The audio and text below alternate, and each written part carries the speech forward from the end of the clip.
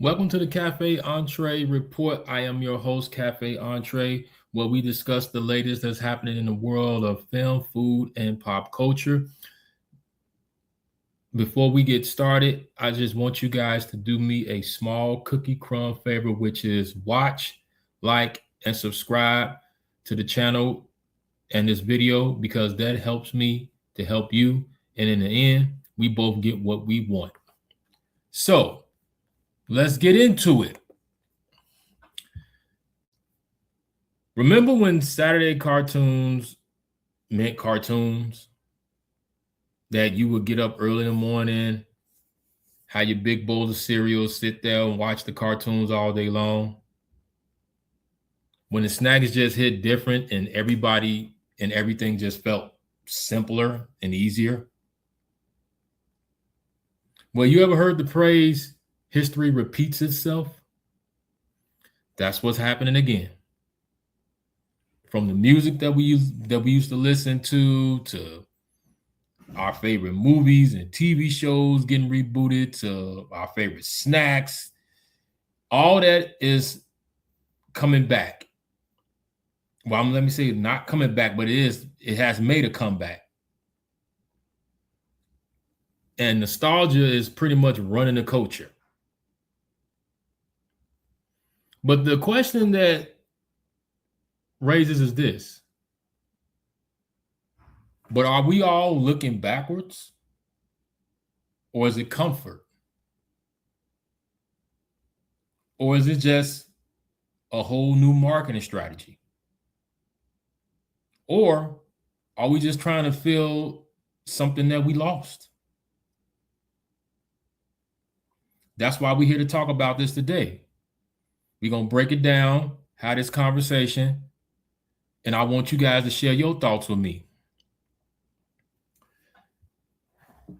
So when we look at, we all know that back in the day, the 80s and the 90s, that was the golden years for a lot of stuff. You know, music, movies, fashion, everything, even in the 70s. But the 80s and 90s, everything was hitting so good. And you have some people that call themselves 80s babies and still wear some of the clothes that from back in that time and still keep things as antiques. But now it has invaded this new era of culture that we're in, to the point that a lot of companies now is using that and their whole marketing strategy. They're using it in their movies and TV shows and commercials. Now, when you turn on the TV, now when you go to the stores, now when you look up on anything, you see a flashback of nostalgia, I'm sorry, to the point that not only does it help out the brand, but it also gets folks excited. Now, what are some of these things that's making that comeback? What are some of the few things that we see? Number one, vinyl. When we had vinyl, and then when CDs and cassette tapes, we had vinyl and cassette tapes, I'm sorry. But then when CDs came out, CDs pretty much just wiped vinyl out. You know, at that time, you couldn't get a vinyl record anywhere. It was hard to come across. Even trying to find a record player. But now you see vinyls popping up all over the place. And you even see the record players.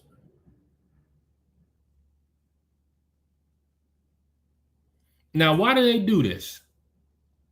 My theory is because even though we got streaming, We have, where you can download music. You still have some people who prefer vinyls,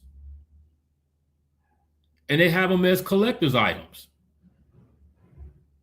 So when you were back in the day and you see an old Prince record and you see where he dressed and looked on the cover, whether it was an old was that or hip hop, jazz, whatever. People like those because it takes them back in their mind. It reminds them of that time when they was a kid or when they were young. So they pick them up. And not only that, to go home to pick up a record player and your favorite vinyl records and play them in the house, it just creates a feeling, a comfort level that just takes them back. The next thing, DVDs. Now, we all know, too, that at the time, you had Blockbuster and Hollywood Video. DVDs was all over the place. It had wiped out VHS and then just went to DVDs and then went to Blu-ray. But then when streaming came out, streaming killed all of that. You still had some places, just like vinyl, that was selling DVDs, but nobody pretty much bought it because it's like, hey, why would I want to buy a DVD player and a DVD? Same thing with a VCR. Why would I buy a VHS? And when they don't even make VHS anymore. They don't even make VCRs anymore. They're not even making DVD players. Well, now you're starting to see that make its comeback. Now, I haven't seen any DVD or Blu-ray players, but I have seen more places selling DVDs, and people are buying them once again for collector's items. But it's going to be it's kind of funny. It's going to be kind of weird that once you buy these DVDs and try to go and say, hey, do you guys have a DVD player? They're going to probably look at you like, a who? What's that? The next thing is books. Paper and hardback books. And part of this is because Barnes and Nobles has made a comeback. Now, at one point, Barnes and Nobles was the place to go to get your books. You went there to order your books. You went there in the cafe. You looked around, met up with people, read you a nice book, had you a cappuccino. But then Amazon came out and they pretty much killed that vibe to the point that a lot of bookstores, Barnes and Nobles, they all shut down because everybody was going online. Well, now, here we go again, that you're starting to see Barnes and Nobles stores popping up. And people have been flooding those stores. That's the crazy part about it. You're starting to see more and more people go to the bookstores now to purchase books. Now, not to say that this is just going to, that people are not going to listen to audio books and it's going to stop online. No, it's not going to happen. But it just creates that opportunity. It creates another opportunity window. Because we all see what's been happening, where you order something offline, it gets delivered to your house, and then you got to worry about somebody stealing it. This is where Barnes and Nobles come in. Because it's like, hey, nothing against Amazon, but you can come into the bookstore and see a variety of books that we have. Or if it's something that you want, you can call the store and we can order it before you come pick it up.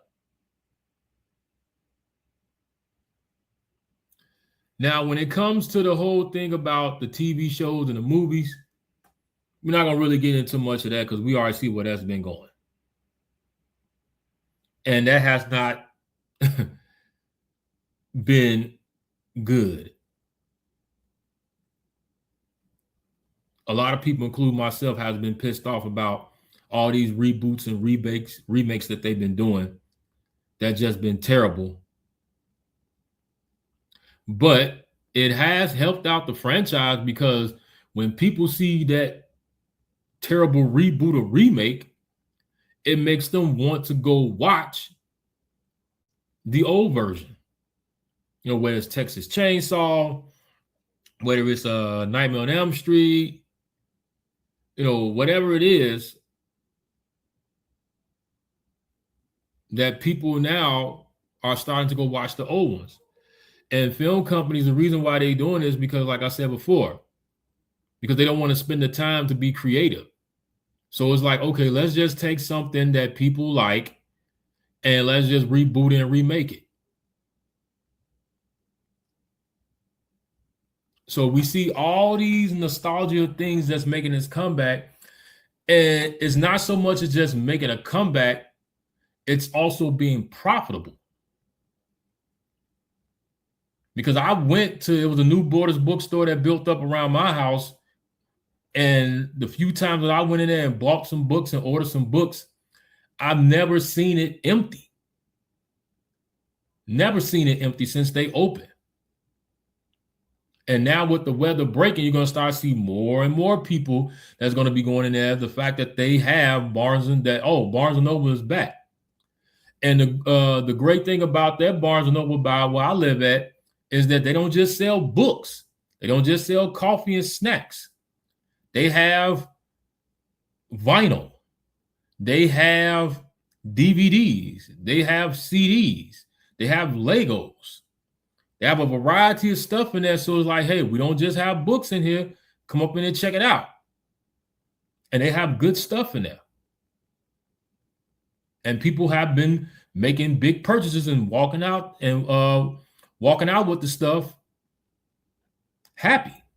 Because they go in there and say, oh, I haven't seen this in a while. Oh, this vinyl record of this, I haven't seen this, I haven't seen that. Or they got a Lego of this.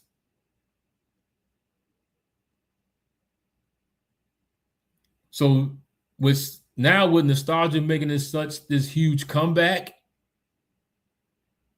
the question is it helping or hurting the culture?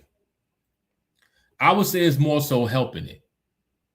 Because when it comes to Hollywood, we see that they don't want to invest the time and money into original new ideas. But we seen like with Sinners, that when you do invest in original ideas, where it goes.